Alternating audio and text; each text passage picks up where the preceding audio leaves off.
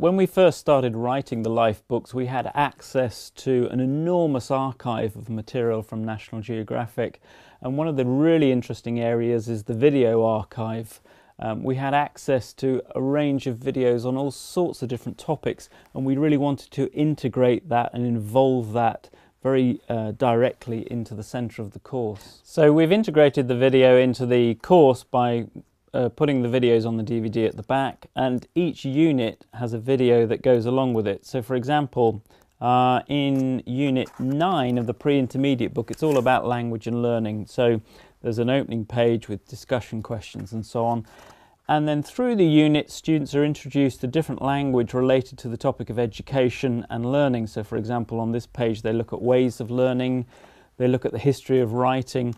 And then one topic that I really like is the topic of language loss in the world and how communities are trying to save their language, particularly minority languages.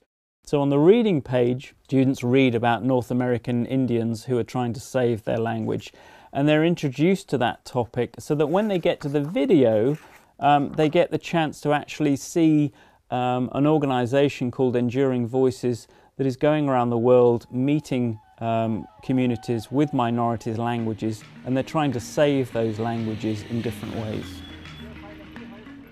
David Harrison and Greg Anderson work for the Living Tongues Institute. Chris Rainier is a photographer for the National Geographic Society. The three men were travelling in Northern Australia where they interviewed a man. He may be the last speaker of a language that most people thought was extinct. Not like my father. Rabbi, my father. There are 7,000 known languages in the world, but more than half of them are expected to disappear in the next 50 years. And when a language disappears, we lose the information about the world that its speakers had. That's why the three men helped create National Geographic's Enduring Voices project. Every 2 weeks around the planet, a language disappears, completely disappears forever and ever. So what we're doing with the Enduring Voices project is really kind of trying to bring awareness to this whole issue of language loss around the planet. So if you integrated that video into your lesson, you might use it with the material in the book, and you could do a before you watch activity where students are involved in some kind of prediction task related to the video topic. And then while they're watching, you get a series of different exercise types that students could do.